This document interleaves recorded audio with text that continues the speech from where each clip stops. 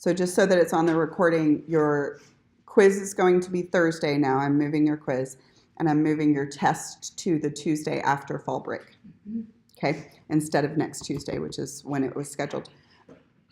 Okay, so what we're going to do first is we are going to make sure everybody's got the same baseline anatomy to understand all of the names and terminology and structures of a skeletal muscle fiber. If you didn't review that, you're probably going to be uncomfortable with how quickly I go through it, because you should have reviewed it.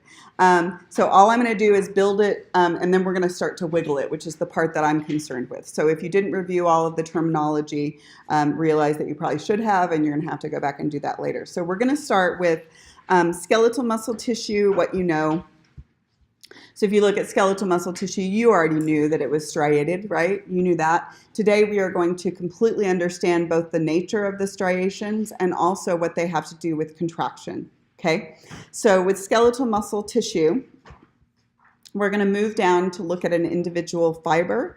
Do you remember that when you talk about a skeletal muscle fiber, you can use that term interchangeably with skeletal muscle cell? Yeah? Okay, so this is a skeletal muscle fiber. Hopefully in anatomy you learned most of the structures inside of it. We're going to make sure that you understand all of the basics, and remember that they changed the name of every damn thing inside the cell. So you are going to have to be comfortable with using those words. So let's start with the basics. It is a cell, so it has all the cell crap in it, right? It's got a cell membrane made of phospholipids with proteins embedded, right? It's got at least one nucleus. It's got some mitochondria. It's got some intracellular fluid, but they renamed every damn thing. So let's make sure that we understand the names. First, the cell membrane in a skeletal muscle fiber is called the sarcolemma. Sarcolemma, okay? It is a cell membrane. It's phospholipid bilayer with embedded proteins. Now, let me tell you that this cell membrane has the capacity to produce an action potential, which means that what kind of channels must be present in the cell membrane if it can produce an action potential? What? Be specific. Voltage gated, yes, okay? So this cell, like a neuron, has the capacity to have an action potential. Did they draw in the voltage-gated channels? No, we've already looked at those. They're the same damn thing you looked at before. But I do want you to know that it does have voltage-gated channels in it. And then there's one other important component of the cell membrane, or sarcolemma, and that is that the cell membrane on the muscle cell is not limited to just the surface. There are actually little folds of cell membrane that go deep into the cell. These are called T-tubules or transverse tubules. You're seeing the top of one of them right there.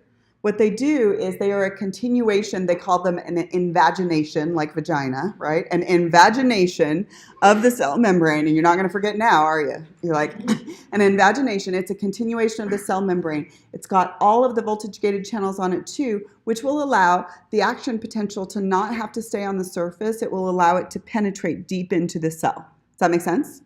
So those are called transverse tubules or T-tubules, and they are a continuation of the cell membrane deep into the cell. Cool? Okay, so keep that in mind. It's going to be an important player today. Okay, now, what else is in the cell membrane? Well, inside the cell is going to be cytoplasm, intracellular fluid, whatever the hell you want to call it. They call it sarcoplasm. Okay? Sarco is the prefix that means flesh. It's used for microscopic muscle tissues. Please note that there ain't a whole hell of a lot of room for sarcoplasm because it's pretty chock full of other stuff.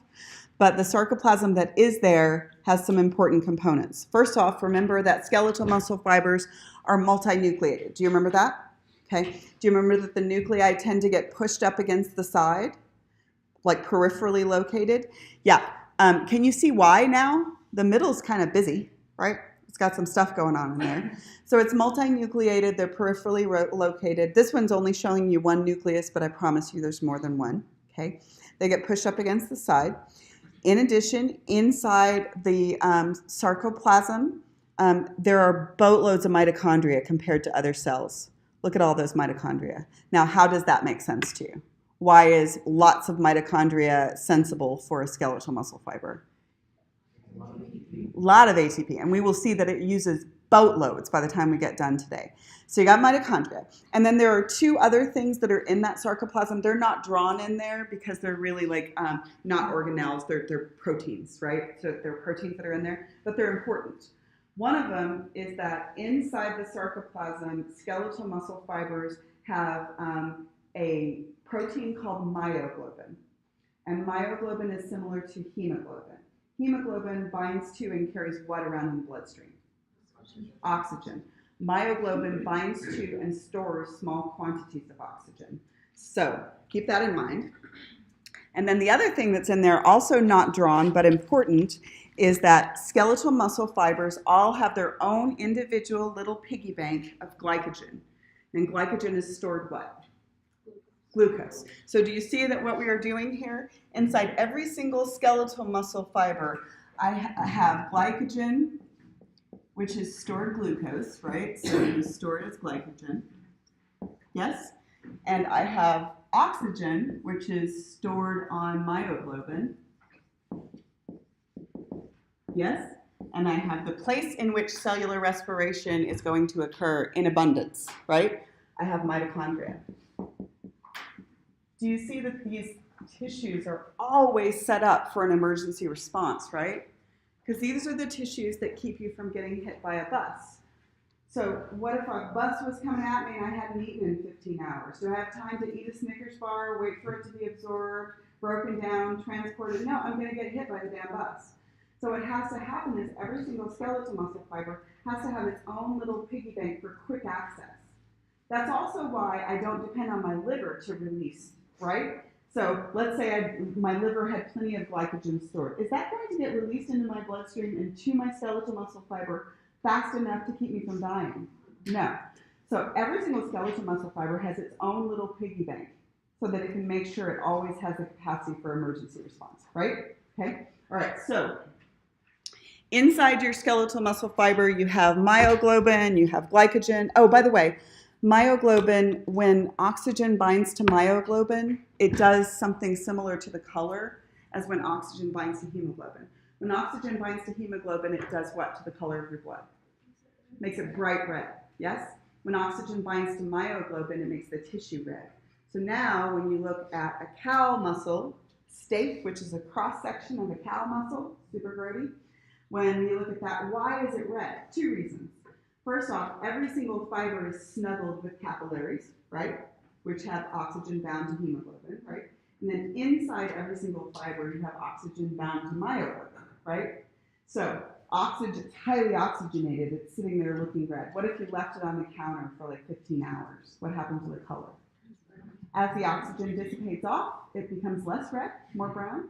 If you want that to happen really quickly, you can heat it up. Oxygen will dissipate off quickly. If you change the structure of the protein such that they can't hold on to oxygen at all anymore, then you have a well-done steak, which is a waste of a cow. Right? Okay, so now the other thing is, let's address the elephant in the room. The hell are these things? They look like long Vienna sausages, and they're almost completely packing the intracellular fluid. There's so many of those. Those are called myofibrils. And they are the real unique function of skeletal muscle fibers. Here's what they are. You know what a coaxial cable is? It's like a cable made of cables or a wire made of wires. That's what this is like. It's got a whole bunch of long, skinny proteins in it, and it makes one big cable-like bundle of proteins. The myofibrils are attached at the end of the cell to the cytoskeleton, and they are going to be contractile, so that when I contract the myofibril and pull on the cytoskeleton, what's going to happen to the length of the fiber? It's going to shrink. So today we're going to learn in detail how the myofibril will cause contraction, okay? So that's what the myofibril is. It's proteins. Now, let's think about this for a second. If I have contractile proteins inside a cell, if I put more contractile proteins inside the cell, then the cell is able to generate more tension, more strength, right?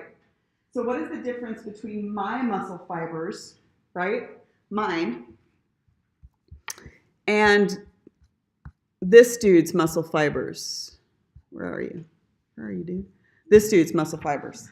Well, there's an awful lot of difference, but the primary difference is not so much the number of muscle fibers that we have, but how many contractile proteins are in each muscle fiber. Yeah? So if I packed it more full of contractile proteins, then I'm able to generate more tension when I contract it. So when you start beefing up, primarily what you are doing is not getting more muscle fibers, because your muscle fibers are amitotic after embryonic development, but you can always make them bigger, yes, and therefore stronger. Does that make sense? And we'll talk about the mechanisms of making them bigger and stronger a little bit later. Okay? Okay, so inside that muscle fiber, around the myofibrils, are a strange sort of histology that you don't see most places. Notice that each myofibril, each little Vienna sausage, is snuggled up with like that gray-purple net. Do you see it wrapping around? That's called the Sarcoplasmic Reticulum, and it is the skeletal muscle equivalent of the smooth ER. Now, it has an extra function in addition to its normal smooth ER functions. Do you know what the smooth ER usually does? Nobody ever remembers what the smooth ER does. You know what the rough ER does, right? Protein synthesis. The smooth ER is primarily, in most cells, for lipid synthesis. But here, in addition to lipid synthesis, it has a special function. And the special function is that it stores calcium ions. And it stores them right here. So look, do you see that you've got the T-tubule running by right there, right? That's your invagination of the cell membrane, right? Right next to the T-tubule right here is called the lateral sac of the sarcoplasmic reticulum. This is where I'm going to store calcium. So keep that in mind because we will get the calcium released by something that happens with the T-tubule, okay? Now, let's acknowledge that this is unusual. You don't usually have the smooth ER wrapping around internal structures, right? Okay, so this is weird. This is a weird sort of arrangement that the smooth ER wraps around these internal structures. Okay, so these are our basic players. Oh, Siri thinks I'm talking to her. It's like transcribing everything that I'm saying. Okay, so we've got our SR, Sarcoplasmic Reticulum, and wrapped around our myofibrils. So now let's go and look at the myofibrils in detail. So let's take one of these. Do you see on the myofibril that you start to see a repeating pattern from jagged line to jagged line to jagged line? Yeah? Kind of like if the myofibril was a train, these would be the boxcars on the train? Yeah? So what I want to do is I want to start to look at that repeating pattern. So I'm going to take that myofibril, even though it's 3D, I'm going to actually look at it kind of 2D, and we're going to draw it on the board. Do you see that same pattern? Jagged line to jagged line? Okay. Hopefully you learned this in anatomy, but we're going to have to learn a little bit more detail than they teach you in anatomy. Okay. So what we're going to do is we're going to break it down and look at the repeating pattern from jagged line to jagged line, right? So we've got one jagged line to the other jagged line. These lines are called Z lines, or your anatomy textbook called them Z discs. It's the same thing, okay? And that repeating pattern from one to the other is called a sarcomere. And sarcomeres repeat all along the length of a myofibril. Got it? Okay? All right, so now there are two big important proteins that make up the sarcomere, and there's a pattern between the two of them, okay?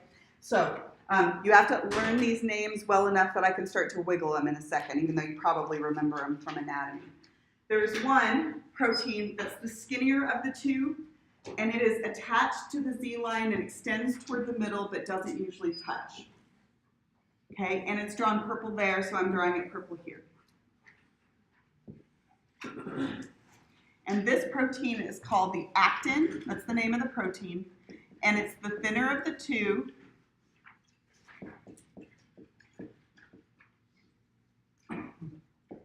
And it's a filament. Okay, so let's back up a little bit and do a little cell biology. This is a protein. It's an intracellular protein inside skeletal muscle. Where would it have been made inside the skeletal muscle fiber? Rough ER is usually for export. Free ribosomes probably, right? Free ribosomes are the ones you usually keep. Does that make sense to you guys? Okay, so this is a protein that would have been made. You're going to make a boatload of it. Skeletal muscle is going to be really energetically expensive. It's also going to be really amino acid expensive. Does that make sense to you?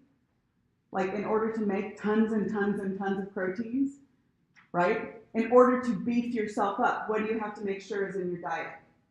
A lot of protein. Yes, and you are going to make, does that make sense to you guys? Okay, so you're going to make proteins out of proteins that you eat. Okay, so now let's talk about the other protein that's important, And that's the one that is floating in the middle. It's actually not floating, we just thought it was. And it's thicker. And this is called the myosin, thick myofilament. Also a protein, much thicker. Filament, long skinny protein, right? Myo means what? Muscle, right? It's a long skinny protein that makes up muscle, right? Okay, so what I have is this actin and this myosin making this pattern. I'm going to add just a little bit more detail to it, and then we will look at how this results in striations, and then how it results in contraction. Okay, so first thing is that if we look at actin up close, we will see that actin actually has on it little binding sites that myosin is really attracted to. Here they look like dots, but I don't know how to represent that, so I'm going to represent them kind of like handles. And these are called the actin active sites.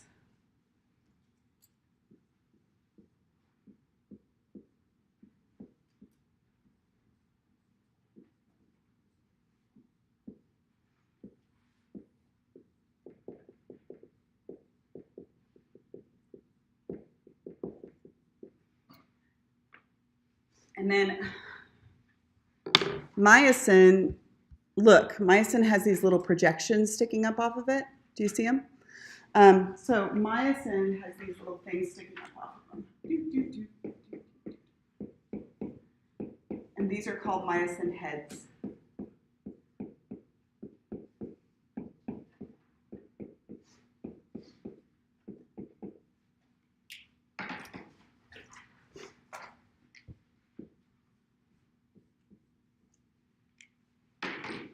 Okay, so I'm going to give you a preview of things to come in more detail. This is called a myosin head. Okay, so the short version of how sarcomere contraction is going to work, and it's going to get a lot more complicated than this, is that in order for a sarcomere to contract, the myosin heads are going to reach up and grab the actin active sites, and they're going to pull, yeah? And when they pull, what happens to the distance between the Z lines?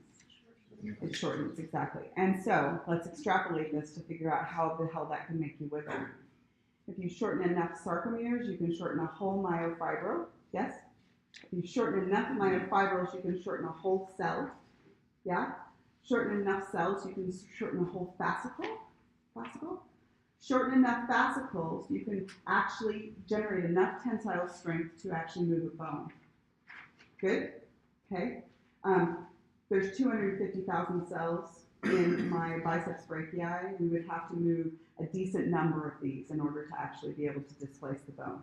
Does that make sense to you? Okay. So now, before we get into the details of how this works, I want to address the banding pattern and also how they figured out how it's going to work.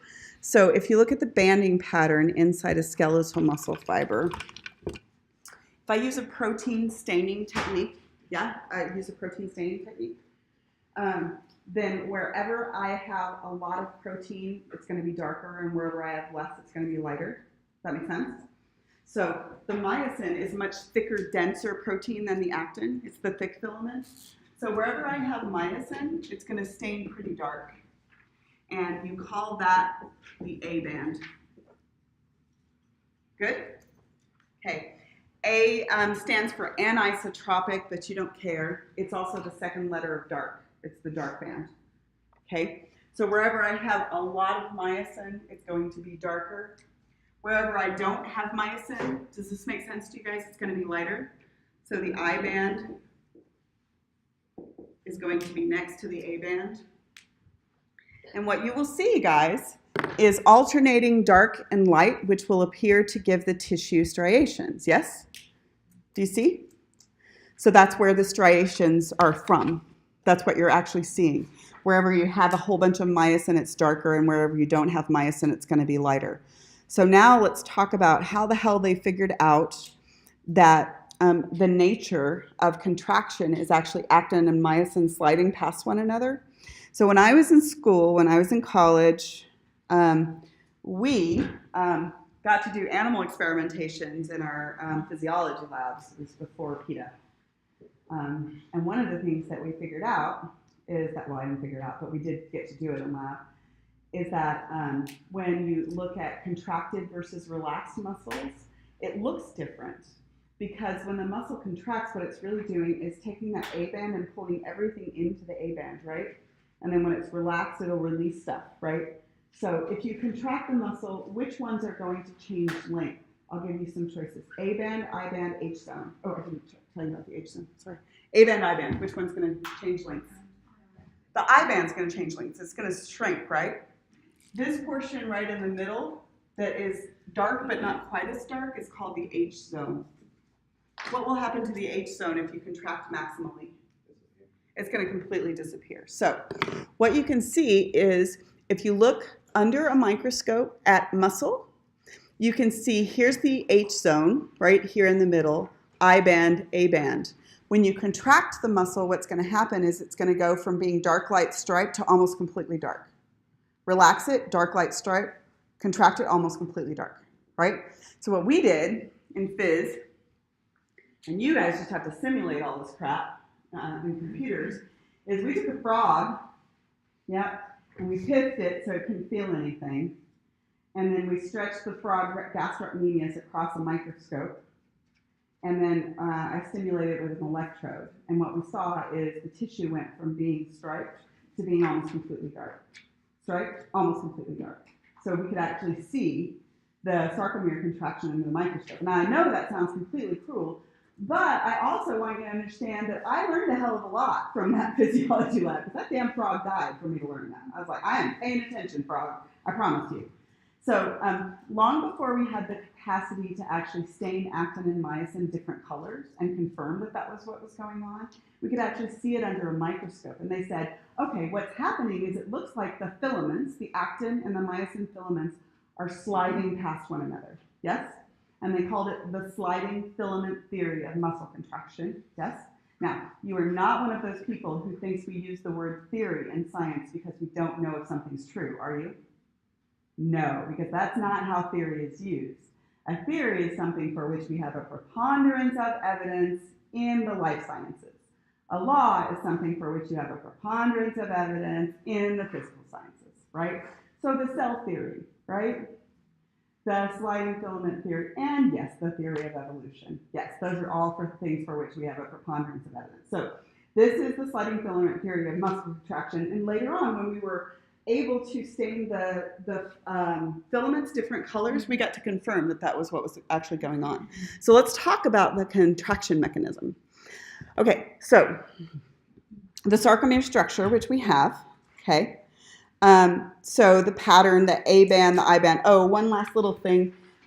We couldn't figure out for quite a while how the myosin was just sort of floating in the middle, because you're like, how the hell does it stay there if it's just floating? Well, you look hard enough, ain't nothing magic.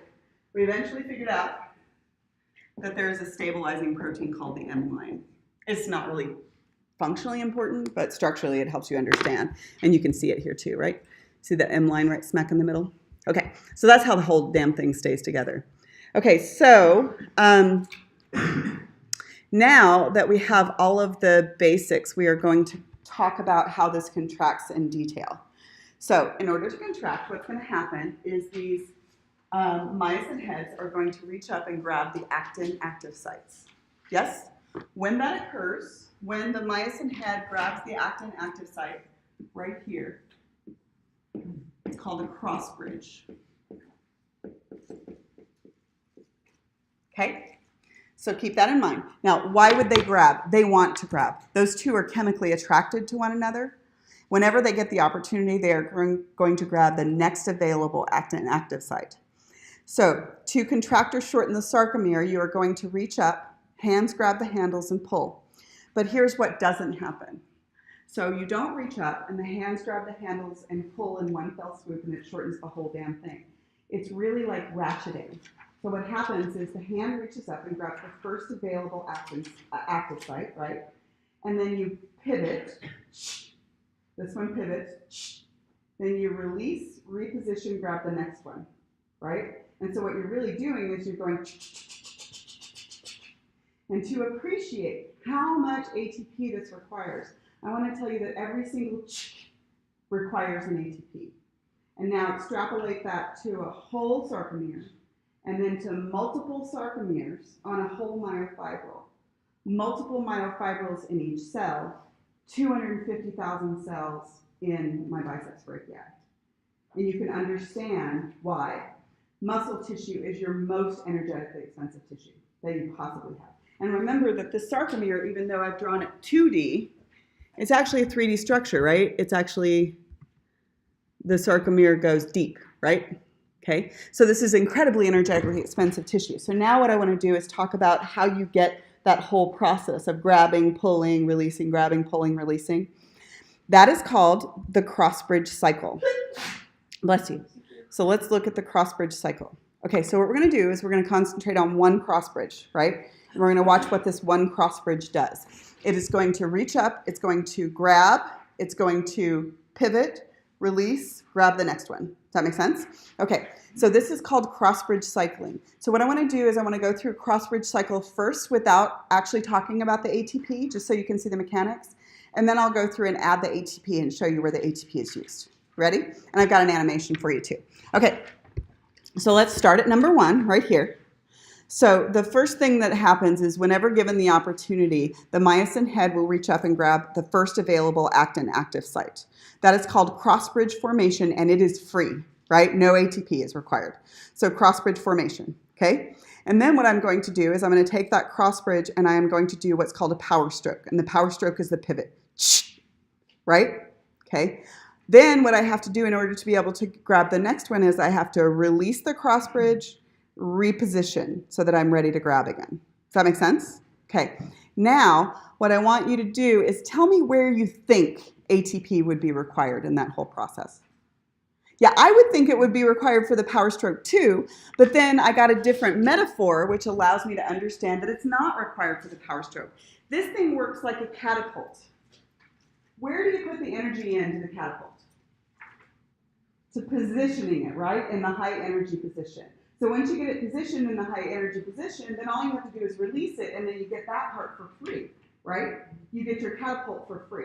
So now let's go through and see where energy is used each time during this crossbridge cycling. So this is called crossbridge cycling.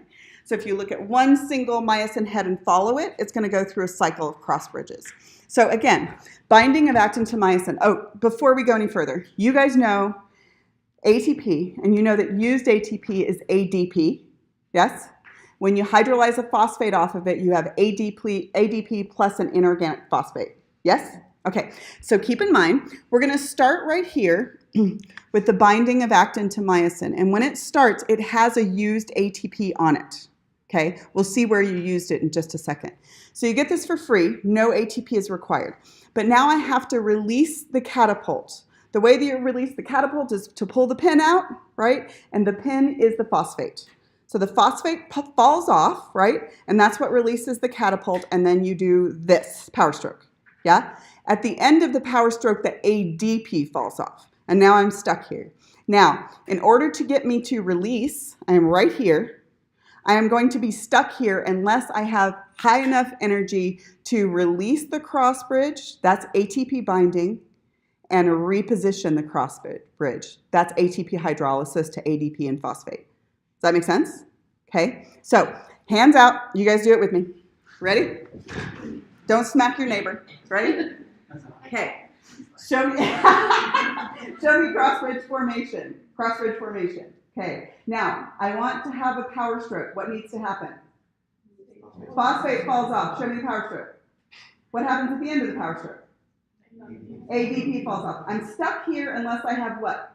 ATP binds, and then I go back down, but I'm not ready yet until I do what? Hydrolysis of ATP to ADP plus phosphate. Right? Does that make sense? Got it? So that is crossbridge cycling. Every single crossbridge for every ratchet uses an ATP. This is incredibly energetically expensive. Now I want you to start to understand a little bit about body metabolism. I want to tell you that if you have a boatload of muscle mass, you're that dude that I showed you the picture of, right? Your muscles never, ever, ever get to completely relax. They always have tone, right? So poke a hot person while they're asleep. They're still hot. right? They're still, like, they don't get all flabby when they're sleeping. They're still hot. I highly recommend it. So poke them. Their muscles always have partial tone. Now do you understand why someone who's put all that work in on the front end in getting that hot can just sit around and burn a cheeseburger? Yes, because you never actually completely relax your muscle tissue after you've generated it. And if you have boatloads of skeletal muscle mass, your metabolism is going to go up dramatically. Does that make sense? Okay, that's why your husband can always eat more than you. Freaking testosterone. I like food way more than my husband does. He's 6'6" and got a whole bunch of muscle, and he can just like sit around and like burn twice as much as I do. It ain't fair. So, does that make sense to you guys? Okay, so we will talk about building muscle mass in the next lecture, but we're going to just sort of touch upon it today. So everybody okay with crossbridge cycling? Okay, so let's look at an animation of crossbridge cycling, although it doesn't show you everything. Okay, so here's an animation that shows you at least portions of crossbridge cycling. We have to come back and pick up the other part. Okay, so what we are going to get is, here's your myosin head drawn in a different color. I can't see the actin active sites yet, but now I can. And then what you are going to see is, So crossbridge formation is going to happen. The myosin head is going to do crossbridge formation. That doesn't cost you anything. Phosphate falls off, and then I get my power stroke, right? ADP falls off at the end, and I'm stuck here unless I have what? ATP to release, right? And hydrolyze to reposition. Does that make sense? Okay, so we're going to come back to this animation after we figure out the first part of it. So, anybody have any questions? That's called crossbridge cycling, what that's called. Okay, so the notes before we move on are that the length of the sarcomere shortens, but does the length of actin or myosin change? No, they slide past one another, right? The myofilaments, the sliding filament theory. The H zone and the I band may completely disappear. So let's look. Here is what a relaxed muscle looks like, and here's what a contracted muscle looks like, right? Striped to almost completely dark. So the H zone and the I band may completely disappear during this. Okay, so back to whole muscle. If you contract enough sarcomeres, you can contract a whole myofibril. Enough myofibrils contract a whole cell. Enough cells, a whole fascicle. Enough fascicles, a whole muscle. But you still have to be able to generate enough tensile strength to overcome the mass of whatever's on the other end, right? Okay, now, do you ever contract a muscle without wiggling? Yes, absolutely. You do not have to make measurable changes happen in the muscle in order to be doing microscopic muscle contraction. So tense your abs right now. You are not moving anything, but are you at a microscopic level contracting? You absolutely are, but what you're not doing is you're not generating enough tension to overcome the weight on the other end. You can though, right? You can, right? If you're just generating enough tensile strength to overcome. So is there contraction that doesn't wiggle? Totally. It sounds counterintuitive, but there totally is, right? So in lab, last week, you guys did isometric and isotonic contractions. Do you remember which of those contractions actually has the muscle contracting, but nothing is wiggling? Isometric contractions, exactly, yeah. So I'm doing isometric contractions right now by standing in front of you. When I'm doing this, I'm doing isotonic contractions. So I'll teach you the difference between those two, or you already know it from lab, but I'll show you the difference between those two next time. Okay, so now what we have to do is we have to put together the middle of the story. So what we have learned before is we know how synapses work, and now we know how sarcomeres contract, but what we don't know is the in-between part. How does synaptic transmission cause sarcomere contraction? Does that make sense? So the question I'm going to answer is, what's the signal transduction mechanism for skeletal muscle? Okay? Is that all right? And it's going to be mostly familiar to you with just a little bit of more detail thrown in. Okay, so basically now what I need to do is I need to add in 2 more proteins that I didn't tell you about before. And these 2 proteins are called troponin and tropomyosin. Okay, so this is actin, the purple one, but I didn't draw all the details on there because it would just look like a mess if I drew this. So the default relaxed state of actin has this long, skinny barrier protein covering up the active sites. You guys all right with that? Okay. That's what it looks like before you stimulate the muscle cell. Okay. So I want you to think about that protein, tropomyosin, as being the barrier or the barricade. And then here's the switch for the barrier or the barricade. It's called troponin. Troponin is the switch. When you flip the switch, you can lower the barricade, and then you can start the crossbridge cycling. Good? Right? As long as the barricade is up, you can't do crossbridge cycling. As soon as it's down, myosin head and actin active site are attracted to one another, and then you'll start it. Okay? So the thing that flips the switch is calcium binding to troponin. Okay? So what we're going to get to now is how do you go from synaptic transmission to calcium binding, which will allow you to start the crossbridge cycling. Is that okay? Okay? So, you everybody all right with that? Okay, so what we are going to see is this figure is what we're going to build. And I've got an animation for you too. All right, so remember that each individual skeletal muscle fiber has to be told directly what to do by the nervous system, or else it won't do a damn thing. I always think of them like teenagers, right? Do your teenagers actually do things without you telling them to do? No, or asking specifically. My 17-year-old, get this, if I ask him to take a shower, unless I specifically ask him to wash his hair and put on clean clothes, he will do neither of those things. He'll put on the dirty-ass clothes that he just took off. So apparently you have to tell him everything because he's a skeletal muscle fiber. He ain't doing anything that you didn't specifically tell him to do. So they have to be stimulated specifically by a somatic motor neuron. Yeah, somatic motor neuron. At a neuromuscular junction. So you guys remember neuromuscular junctions, right? So a neuromuscular junction is just a specific type of synapse in which the presynaptic cell is a neuron and the postsynaptic cell is a muscle. Yeah? Okay, so here's the neuromuscular junction. Now, you already know what happens on the presynaptic cell because it's just like the last set of notes. So how do you get neurotransmitters released from the presynaptic cell? Action potential down the presynaptic cell will open what kind of channel at the end here? Voltage-gated calcium channel.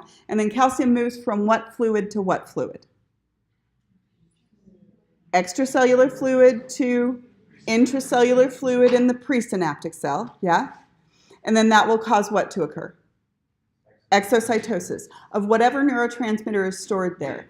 And we have never found an exception to this one, so I'm going to go out on a limb and say every damn time with skeletal muscle, it is going to be acetylcholine, right? It's always acetylcholine. We've never found an exception. So what I am going to do is just exactly what you expected. The membrane will get excited. I'm trying to get the sarcolemma excited. And what I will do to get the sarcolemma excited is release acetylcholine from the presynaptic neuron, right? And then after acetylcholine is released, acetylcholine is going to diffuse across the synaptic cleft, and it's going to bind to the same type of receptor every time. We've never found an exception. And it is always a chemical-gated sodium channel, specifically acetylcholine-gated sodium channel, right? That means when acetylcholine binds to it, it will what polarize the postsynaptic cell? Depolarize the postsynaptic cell. We've only found skeletal muscle that works this way, no exceptions, even in other organisms. So it is going to bind to and open acetylcholine-gated sodium channels. Now, that's a type of signal transduction mechanism, isn't it? You can start a signal transduction mechanism with a receptor that is also an ion channel, right? And they generally cause pretty fast responses on the postsynaptic cell. Okay, so now we know what happened here. Now we're going to talk about what happens on the postsynaptic cell. So we did the membrane excitation portion. We did the nervous system portion. Now what I want is the postsynaptic cell to get an action potential. And so what I'm going to do is acetylcholine is going to bind to its receptors, which are also chemical-gated sodium channels. The site at which you have the receptors is called the motor end plate. Please note right here that the motor end plate, the site of the acetylcholine receptors, is super duper curvy. Any idea why it would be super duper curvy? Yeah, more surface area gives you more space for receptors, which will make the postsynaptic cell more quickly responsive, right? If it was flat, then you would have a slower response. You'd have less opportunity for receptors. Does that make sense? So that's called the motor end plate, and it's got a whole bunch of acetylcholine receptors on it. And so what's going to happen is the acetylcholine will hit the receptors on the motor end plate, and then if I get a big enough local graded depolarizing potential, then I will hit threshold. Yeah? And if I hit threshold, then I get an action potential.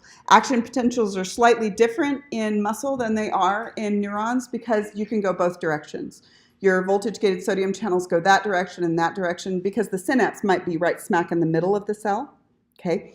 But in addition to going along the surface, remember my invaginations of the cell membrane, right, allow for the cell membrane to also take the action potential down deep into the cell. Does that make sense to you? So you're taking the action potential along the surface and also down all of the holes. And then please remember that the T-tubule is right next to the SR, the Sarcoplasmic Reticulum. So what's going to happen is when the action potential goes down here, it is going to cause release of calcium from the Sarcoplasmic Reticulum. Now, we used to not know how it worked. Now we know how you cause the calcium release. I don't ever test on it, but FYI. It's basically something akin to like a little gap junction that puts the membrane of the SR right next to the membrane of the T-tubule. It's this little thing that will allow your electrical stimulus to open channels on the SR. And what it's going to do is the SR has calcium stored, right? And so if you zap it, it's actually going to release calcium. It's going to release calcium from the SR. But let's go back for just a minute. When you release calcium from the SR, what fluid does it go into? What fluid goes from the SR into what? Into the sarcoplasm or cytoplasm, right? It's not going into the extracellular fluid, right? It's going into the sarcoplasm. And then please remember that those things are completely wrapped around all of your sarcomeres and myofibrils, right? So what I'm doing is I'm dumping it pretty much onto there, right? And when I dump it onto there, we get back to the beginning of the story that we were talking about. When I dump calcium from the SR, it will find its way to troponin, yeah, the switch. And when it binds to the switch, the tropomyosin barrier will move. And then I will get my first crossbridge formation for free, right? And I will get my power stroke for free. And then I'm stuck here unless I have what? ATP, right? Does that make sense? So this is what allows for the crossbridge cycling to initiate. Is that okay? So let's look at an animation that will show you this. I'll actually show you both of them. Okay, so let's start here. Okay, so first thing is this is the presynaptic cell. The presynaptic terminal. I don't like his voice. It drives me crazy. Okay, so this is the presynaptic cell. Voltage-gated calcium channels open, right? Causes exocytosis of acetylcholine. Acetylcholine binds to the receptors that are also sodium channels, and it depolarizes. If it hits threshold, then you'll get an action potential, right? So I get my action potential. Go, go, go. There we go. Okay. Now, if I get an action potential, I can go to this figure. Okay. So action potential, this is the sarcolemma, right? This is the T-tubule. What do you think that is? Sarcoplasmic reticulum, right? So if I get action potential, then I get calcium release from the sarcoplasmic reticulum. And then calcium is going to go to the sarcomere, and it's going to bind to which protein? Troponin. So it's going to bind to troponin. And then as soon as you bind to troponin, then tropomyosin moves out of the way, right? And then I can get my first crossbridge formation, and I can get crossbridge cycling if I have ATP. Is that good? That makes sense? Who has questions? Okay. No? Okay. I don't believe you. Okay, so what we did is we got an action potential on the presynaptic cell, right, causing acetylcholine release. Adequate amounts of acetylcholine release, depolarizing enough to hit threshold, will allow you to get an action potential. Goes down the T-tubules, causes the release of calcium from the SR, and then I start my crossbridge cycling, right? I start crossbridge cycling after the calcium was released from the SR, binds to the troponin, and moves tropomyosin out of the way. So this whole process of crossbridge cycling will continue to occur until you cover up the actin active sites again. So the next thing we need to figure out is how the hell do we ever relax this cell, okay? So how do you cause relaxation on the muscle? Because it will continue as long as there is ATP and an available actin active site, it will continue to grab them. So how do you force a muscle cell to relax? And you have to force it to relax. The way that you force it to relax is first you better stop doing the things that excited it in the first place. Does it make sense to you that as long as you are still getting an action potential on the presynaptic cell, you're going to continue to get contraction in the postsynaptic cell? So you got to stop stimulating it with the somatic motor neuron. So you got to stop with the action potential on the axon. But then what about the acetylcholine that was released from the previous time? Does it make sense to you that if you allow the acetylcholine to stay in the synapse, then you will continue to stimulate that postsynaptic cell? So what is the mechanism that you use to get acetylcholine out of neuromuscular junctions? Luckily, it's always the same one. We don't have multiple ways of doing it. The way that it occurs is that immediately after I got what I wanted, acetylcholine binds to an enzyme that is present on the postsynaptic cell membrane on the motor end plate. And it's called acetylcholine esterase. And what it does is it takes acetylcholine and it breaks it into acetic acid, which diffuses away, and choline, which is a B vitamin, which is reuptaken by the presynaptic cell, because choline is the more precious of the two. Does that make sense? Okay. And if you pop it in half, it can't cause postsynaptic cell stimulation any longer. So the enzyme that does this, always with skeletal muscle, is called acetylcholine esterase. And it's easy to remember because it's acetylcholine erase. And that's what it does, right? Acetylcholine erase. It's actually breaking an ester bond for those of you who like organic chemistry. The rest of you are like, I like erase. Erase is fine. Okay, acetylcholine esterase. So acetylcholine esterase is what gets rid of it. So now I am no longer stimulating it. I got rid of the neurotransmitter from the last release. And now I don't get any more action potentials without neurotransmitters, right? But what about the calcium that was there from the last release? Does it make sense to you that as long as the calcium is still on troponin, I'm not going to relax? So how do I get rid of the calcium? Well, I have to put it back where it came from. But the SR stores boatloads of calcium. So if I open it up, it will diffuse out of the SR. But I can't diffuse it back in, can I? If it's got boatloads of calcium, how do you get something to move against its concentration gradient? You have to pump it. So there are calcium pumps on the SR that will pump calcium back into the SR, but that requires ATP. Does that make sense? And this is kind of unusual. You probably haven't run into intracellular pumps before, but they totally exist. This one is on the SR membrane, right? And it pumps calcium from the intracellular fluid back into the SR fluid. Does that make sense? Okay, but it requires ATP. So now I want you to conceptualize that not only is muscle contraction really expensive, but muscle relaxation is really expensive, right? You have to get rid of the calcium. So as soon as you get rid of the calcium, what's going to happen is it releases from the troponin, right? And then the tropomyosin goes back into position. And as soon as the tropomyosin goes back into position, it's blocking crossbridge formation, and then you will relax back into position.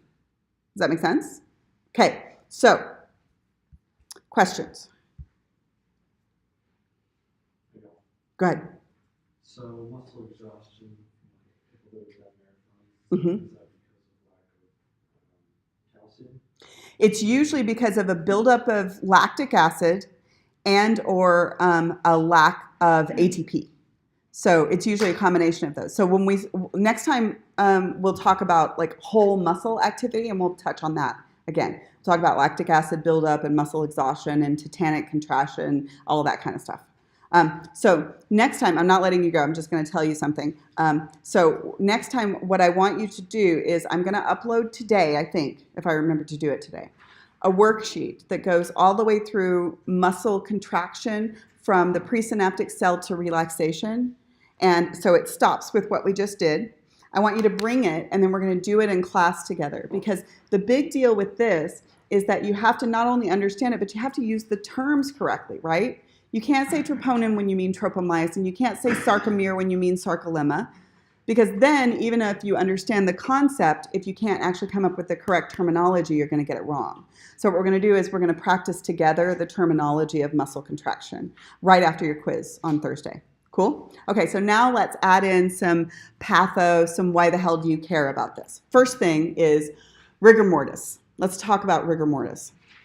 So part of the problem with being dead is that you're not making any ATP. Okay? Primarily, you're not making any ATP because you run out of what? Yeah, you run out of oxygen long before you run out of sugar. Okay? So the problem is that you are going to run out of ATP. And so, of course, you're not going to be super wiggly when you're dead. But why is it that you slowly but surely build up muscle contraction and can't let it go? So let's do our damn crossbridge again. You ready? Okay. I am going to form a crossbridge, yes? Okay. And then this doesn't require any ATP, correct? Does this require ATP? No. Where do I get stuck if I don't have ATP? I get stuck in this position, correct? Unless I have ATP to bind. So please keep that in mind. You will get stuck in that position. And then also remember that as soon as you die, you're going to start to leak calcium from the extracellular fluid in and from the sarcoplasmic reticulum in. So slowly the calcium is going to leak and then find troponin, right? So you're going to form more cross bridges. Not enough to wiggle you around, right? But then in addition, remember that whatever calcium finds troponin, can you ever get it back into the SR? Without ATP. So what happens is you slowly but surely, you build up muscle tension in whatever position you died in, and then your muscles are going to generate quite a bit of tension. This goes for about 12 to 15 hours, but it's super temperature dependent because it's really just dependent primarily in the initial stages on diffusion rate, right? Right? Diffusion, just diffusing out and finding, right? So at higher temperatures, all of this happens more quickly. You go into rigor faster and you go out of rigor faster. At lower temperatures, it's going to happen more slowly, right? So rigor mortis is when you're basically stiff as a board. And I know this picture was not supposed to be taken, but I'm going to show you anyway, okay? Here is rigor mortis, right? I want you to think about if this person were alive, how hard that would be to hold, right? That's like worse than a plank, right? Worse than a plank, and you can be like, take the damn picture. So this person is in rigor. Usually when you go into rigor, it's in about the position that you died in, right? So if you died flat on your back, you're going to slowly build up muscle tension. And then eventually you're going to get squishy again when your proteins start to denature. Does that make sense? So your proteins will eventually start to denature and you'll go back out of rigor. Now this ends up being pretty important for people who are EMTs or paramedics or people who go into situations. If you're a driver for a funeral home, you have to get people out, and if they are in rigor, it's difficult to do because they don't bend. And I'm telling you, they do not bend. Like you are going to have to break bones to get them out of places.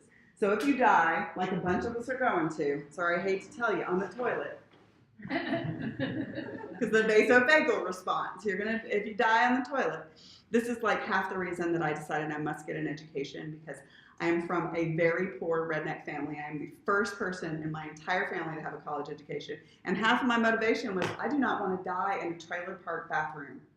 I do not want to, on the toilet. So I'm going to get myself some degrees so that I can make sure I will not live in a trailer, right? It's a good motivation. It works for me.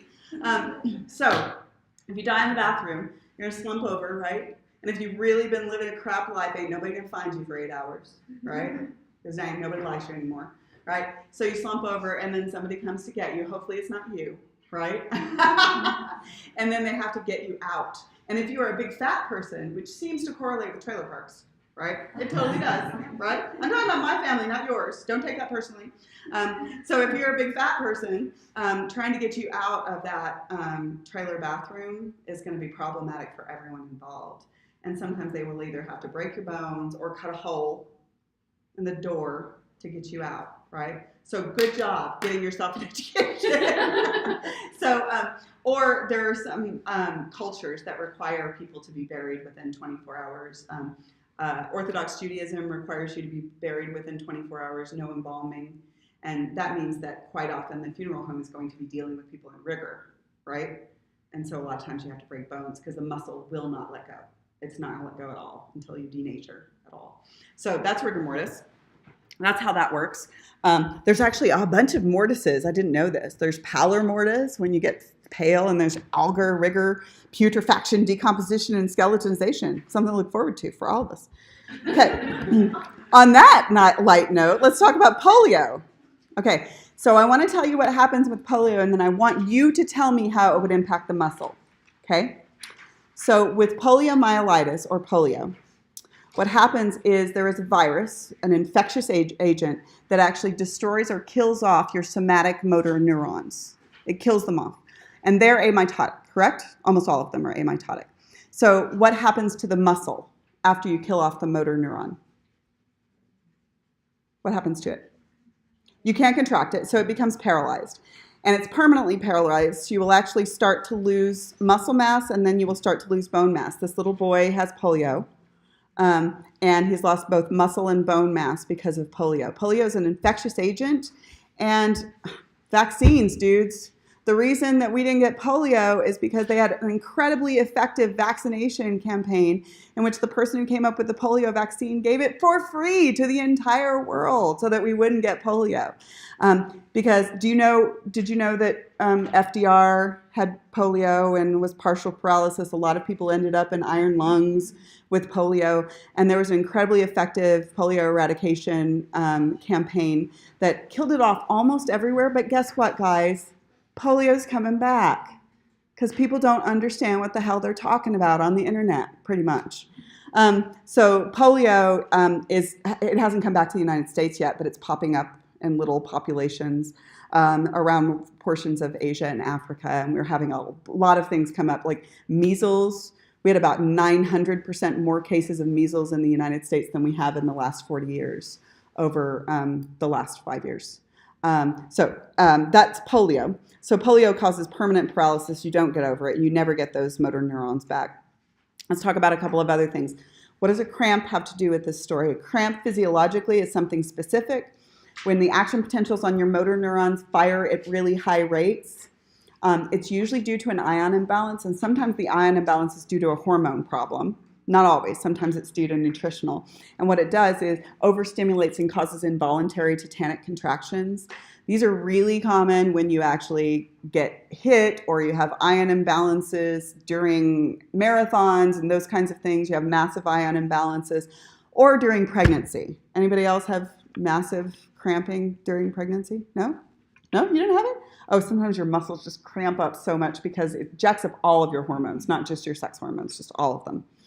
Hypocalcemia can lead to tetanic contractions. Remember, calcium keeps your voltage-gated channels closed.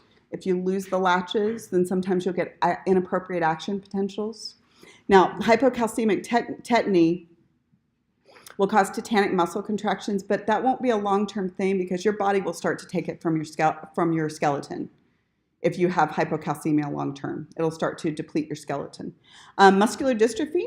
Muscular dystrophy is a genetic disorder. Most forms of muscular dystrophy are sex-linked recessive, X-linked recessive.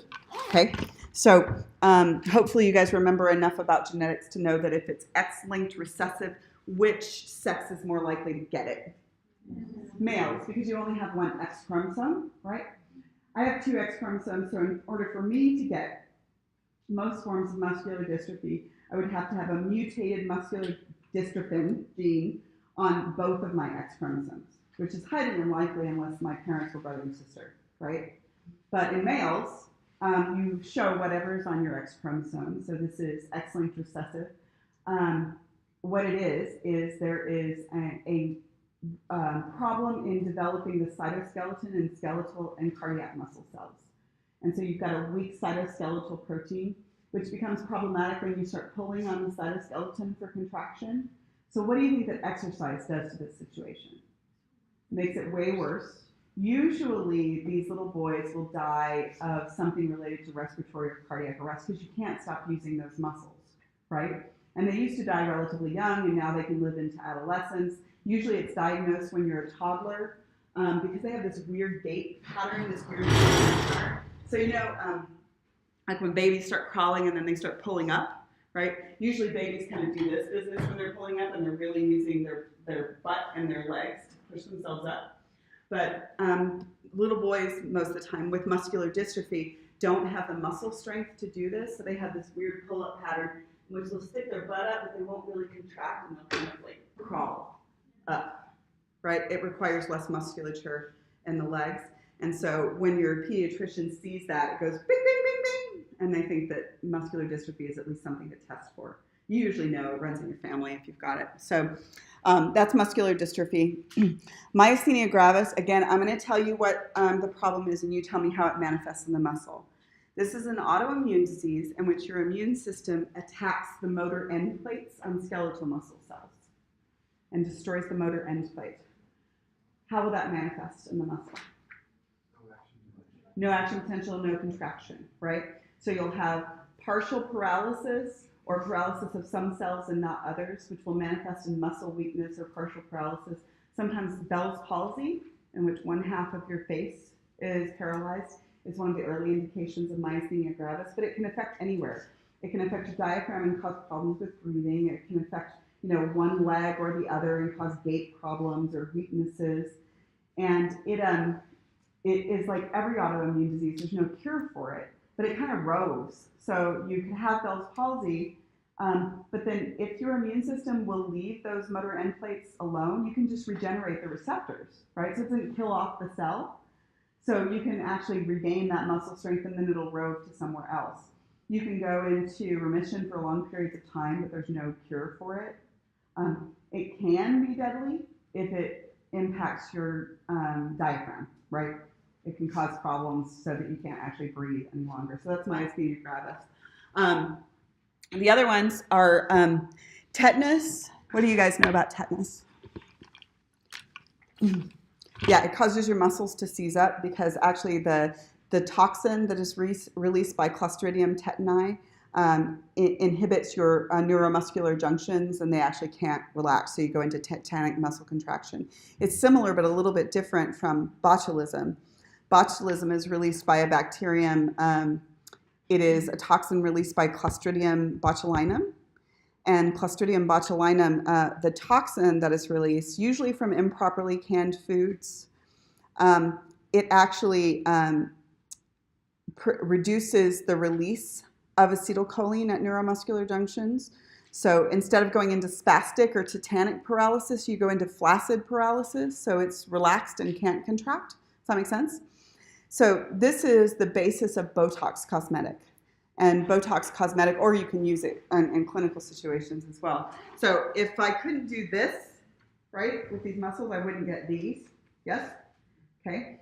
So what you can do is they have figured out that we know how to make botulinum toxin, the toxin in the lab. And you can take it and you can inject it. And if you inject it in that location, what it will do is the neuromuscular junctions for acetylcholine will degenerate. And it takes you about 4 months to regenerate them. And so this muscle is paralyzed, and therefore you can't get these wrinkles. Does that make sense? Mm-hmm. Okay. So that's the basis of Botox cosmetic. It's that flaccid paralysis. They'll eventually come back.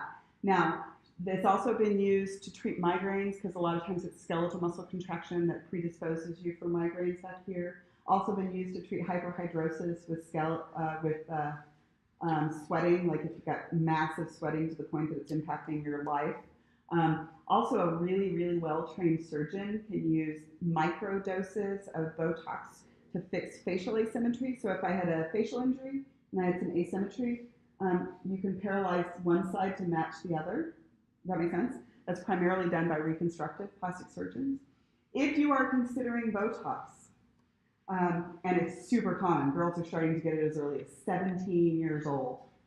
If you are considering Botox, you need to go to someone who knows the facial anatomy. They need to know which muscles they actually want to paralyze. They need to know where the nerves are. So you don't want to go to a Botox party where the nurse is drinking wine with you, right? No, you do not. Preferably, you want to go to a reconstructive plastic surgeon who will know exactly what the hell he or she is doing. Right? So Botox is really common, but make sure that you are a good consumer. Okay, and then the last thing on the chemicals, and then we'll move into metabolism. Chemicals that affect the neuromuscular junction. We talked about curare before. That was the one that you used in blow dart, but now I'm going to tell you exactly how it works. It is an acetylcholine antagonist on the sarcolemma. So what happens is this chemical sits in the receptor, and therefore you get what kind of paralysis? Flaccid or spastic? No, flaccid paralysis. So basically you get paralysis, and specifically what makes the monkey fall out of the tree is that it paralyzes the diaphragm, right? So you get asphyxiation associated with it. Now, nerve gases and some pesticides, they don't all work the same, but let's just talk a teeny bit about nerve gases. Pesticides were not created to do this to humans, but this is why you don't want your kids to get hold of them. I know that we are in the habit in the United States of thinking that we have a stellar human rights record, but it's not the case. We actually created a lot of the nerve gases that were used in World War II, and they ended up being used in Germany in World War II. And one of the nerve gases that we created actually inhibits acetylcholine esterase. So I want you to figure out what that would do to the muscle. What? Wouldn't let it relax. So when somebody actually breathes in this nerve gas, what it actually does is causes the muscle to continually contract. So you could breathe in, but you can't breathe out. And that's why you die with those nerve gases. Does that make sense? Yeah, it's pretty nasty. Okay, so that's some clinical stuff for you guys. Okay, the last thing that we're going to do today is talk a little bit about how skeletal muscle gets all this ATP. And so skeletal muscle is energetically expensive. We already know that, of course, let's think about it. How is ATP used for skeletal muscle contraction? It's used for synaptic transmission, right? If you didn't have ATP, you couldn't actually release acetylcholine, right? It is used during action potentials, right? You have to use it for the resting membrane potential and then for the repolarization part of it, right? And then it is used during crossbridge cycling, right? With every single release and reposition, ATP is used. And then it's also used during relaxation with pumping the calcium back in. So this is incredibly energetically expensive. And like I said, this is your emergency response tissue. So you need quick access to ATP. And then, of course, sometimes you're going to run a damn marathon. I mean, not me, but people do. And I would if somebody was chasing me for 23 miles. I would run. But other than that, no. So you need quick access, you need slightly longer access, and then you need really long access to ATP. So there's a tiered ATP availability. So what I want to talk about is how does skeletal muscle get its ATP, okay? So how do you get instantaneous access? How do you get it for the next few seconds? How do you make it last 30 minutes? How do you do all of that? Okay, so skeletal muscle energy metabolism. So ATP is, of course, your source of energy for skeletal muscle contraction, and skeletal muscle needs boatloads of it. But obtaining ATP from food is slow. So for instance, if I had a skeletal muscle cell, there's a bus coming at me, like the whole process of eating a Snickers bar is going to get me dead. So several reserves exist, and I have different levels of access to them. So the first thing is simply this, not even drawn on this picture, but please remember that the last time you used your skeletal muscle, you left it in the energized position, correct? Didn't you leave it so that you would always get the first crossbridge formation and the first power stroke for free, right? So you always leave it that way. So you get your first power stroke for each crossbridge for free. Not really free, I mean, you paid for it before, right? Okay, it feels like free, right? When you find $20 in the dryer, you're like, that's my money, but I feel like I just won something, right? Especially when it's somebody else's in your house, you're like, I found somebody else's $20, woo-woo! Okay, if my kids just would figure this out, maybe they would do the damn laundry, honestly. So next, after I've used that, and that's like just one crossbridge, it's not much at all. It's just like the first second. Now I need quick access to ATP after that. So if I hadn't eaten anything, what's my next quickest access to ATP? Well, there's this chemical that is present in the sarcoplasm called creatine phosphate. And what creatine phosphate does is it holds on to a phosphate, and then it is a reversible situation in which you can take that phosphate and you can phosphorylate ADP back to ATP and then use it, right? Because you know every time you're doing crossbridge cycling, you're dropping off an ADP, right? Well, does it seem faster to you to rephosphorylate an ADP or to go all the way through cellular respiration? Yeah, rephosphorylating an ADP is a fast access to ATP. So this creatine phosphate, which is present in skeletal muscle sarcoplasms, is capable of rapid rephosphorylation of ADP. It's really rapid, but it's only available for about 1 minute of a brisk walk or about 6 seconds of sprinting. Does that make sense? Okay, but it's quick availability to ATP. So let's talk about this because this is now sold as over-the-counter muscle building supplement. Let's talk about whether it's effective and whether it's safe. So you can go to the store and you can buy creatine phosphate, or you can buy different creatine compounds. So what does this do? Well, it gives you 6 seconds to a minute of activity.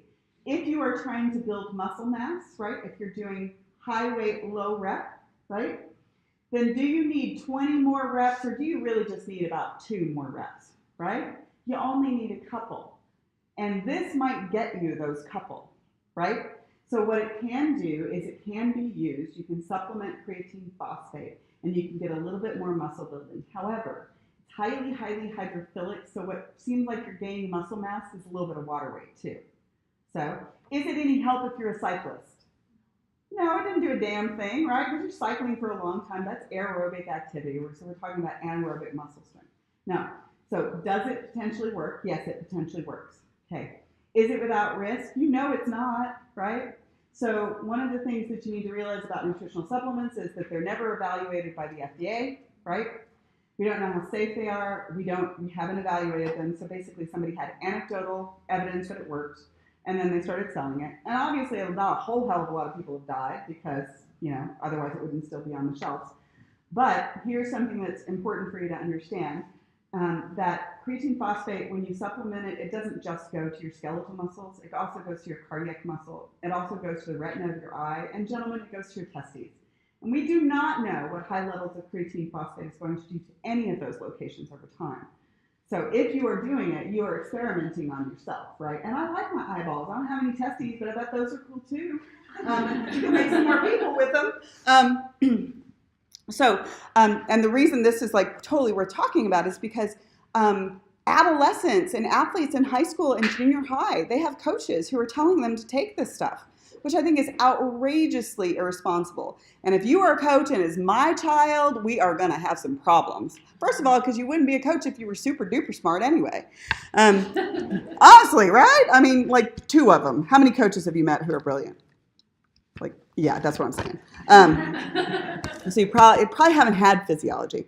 Okay, next thing. So after I have taken up to a minute, right? Up to a minute to use up that creatine phosphate. So first thing was free, and then up to a minute of creatine phosphate. What's my next access to ATP availability? My next access to ATP availability is the glycogen that is stored inside. So there's a little bit of oxygen, remember, that's bound to myoglobin. So can I do a little bit of aerobic cellular respiration even if my cardiovascular and respiratory system haven't caught up yet?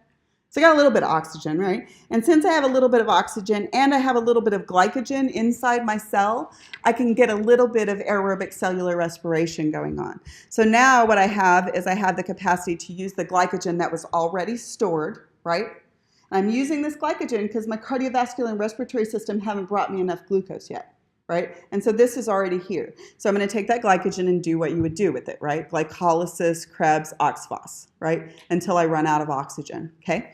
So that is the next step. About 5 to 10 minutes of activity is primarily burning your stored glycogen, okay? So I'm about 11 minutes in now with exercise. Now, by the way, I'm presenting these as if it's like do one, then do the other. There's overlap between them, right? Just trying to oversimplify it.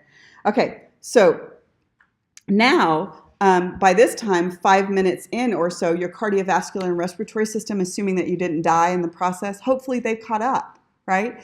And now I'm delivering adequate amounts of glucose and adequate amounts of oxygen to do cellular respiration of blood glucose, yeah?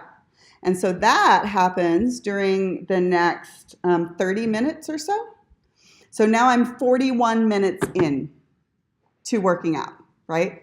And only about at 41 to 45 minutes or so do I switch over, usually run out of glucose. It depends on how much I had stored, right? Or whether I'd been carbo loaded or something like that. Then I switch over to burning fatty acids, okay? So about 45 minutes in, you'll switch over to burning fatty acids. Now, did I just say that you have to work out for 45 minutes to lose any fat? No, I said for this cell to switch over to burning fatty acids, you have to work out for 40 to 45 minutes. But globally, your metabolism, if you run out of nutrients, other stuff is going to force itself to burn fat. This cell doesn't force itself to very quickly because it's got so many stores, right? So I'm not saying don't work out at all if you're not going to work out for 45 minutes, right? Okay? I'm saying skeletal muscles have so many different stores that it takes them about 40 or 45 minutes to switch over. Okay, so after that, the energy is primarily from fatty acid breakdown. Okay, so last thing is now we'll talk about lactic acid and all of that business, and then I'll let you guys go. So let's look at this. You already know this, okay? So this is stuff from before, but it's just specifically applying it to skeletal muscle. We know that the process of breaking down glycogen to glucose is glycogenolysis. That is anaerobic, doesn't occur in the mitochondria, okay? We know that taking glucose and breaking it down to pyruvate and ATP is anaerobic, right? And that's glycolysis, right? And then we know that if you have oxygen, you can go through aerobic cellular respiration, and that'll get you boatloads of ATP, right? Now, again, will skeletal muscle just look at the bus and go, I ran out of oxygen, it was a good life, and let the bus hit you? No, it will not. It still has a distant plan, right? So I had all of these stores, I used them all up, and now I'm completely out of oxygen. What the hell do I do? Well, if you're a skeletal muscle cell, you can go through anaerobic cellular respiration. It's basically like kicking you back through glycolysis, and it takes a little ATP, but it generates more than it takes. So it will actually generate a little bit of ATP to keep you from getting hit by a bus, but it also generates lactic acid as a byproduct. And lactic acid is problematic because it will cause muscle fatigue. It does not cause muscle soreness, okay? So last thing today is just to talk about this. So what requires oxygen, what doesn't? The breakdown of glycogen does not require oxygen, right? Glycolysis requires oxygen. It only produces a little bit of ATP. Anaerobic respiration, in us, when we do anaerobic respiration, we, of course, don't require oxygen, produce a small quantity of ATP. If you are a human, you produce lactic acid as a byproduct. If you are a yeast, you're cooler because you produce ethanol as a byproduct. You can just sit around and hold your breath and get drunk, right? But you can't do that. You're not as cool as a yeast. So fatigue occurs primarily due to a lack of ATP and a buildup of lactic acid. The current thought is that lactic acid actually, as it starts to build up from anaerobic respiration, actually impedes the contraction of sarcomeres. It actually gets physically in the way of sarcomere contraction. So we know that lactic acid is correlated with muscle fatigue. Also, when you run out of ATP, you're going to be fatigued, right? You're not going to be able to contract very much. So for years and years, it was thought that lactic acid was responsible for muscle soreness. They eventually figured out that it wasn't responsible for muscle soreness because they hadn't actually developed a good enough test to figure out whether lactic acid was responsible for muscle soreness. So what we know is that quite often when your muscles are sore, your lactic acid level is high. But that's correlation, not causation, right? So you needed to figure out a test that would show you whether the lactic acid was the reason that your muscles were sore. So what they did is they took people and they actually infused the skeletal muscle with a whole bunch of oxygen and then exhausted the skeletal muscle by doing really high weight, really low reps, right? And then to fatigue, and then figured out that there was no lactic acid, but there was muscle soreness, right? And we figured out that the muscle soreness is primarily due to connective tissue strain, right? It's not due to lactic acid. And I know that people will still tell you, your trainer will still tell you that lactic acid causes muscle soreness, but it's just not true, right? It's a correlation, it's not causation. Now, generally, your muscles are sore when they have lactic acid, but it's just correlation. So that's lactic acid in the relationship. So last thing is that the Krebs cycle and oxphos, of course, do require oxygen, and together they will produce lots of ATP. So the thing that we will talk about next time, just to give you a preview of things to come, is what happens after muscle activity. What happens after muscle activity is that your oxygen and your metabolism requirements stay high for quite a while because I have to put everything back where I got it, right? I have to rephosphorylate the creatine phosphate, and I use ATP to do it. I have to have a bunch of oxygen to put back on the myoglobin. I have to have a bunch of glucose to put back onto to make it back into glycogen, right? So after muscle contraction, your metabolism and your oxygen needs are still high for a while. Okay? All right, I'll see you guys on Thursday. Quiz over synapses, not muscles. Worksheet over muscles. Test is moved one day back after fall break. Well, it's one class day. The worksheet, are you going to do on the recording? It'll be on the recording. Okay, so I can do it after. Yep, you can.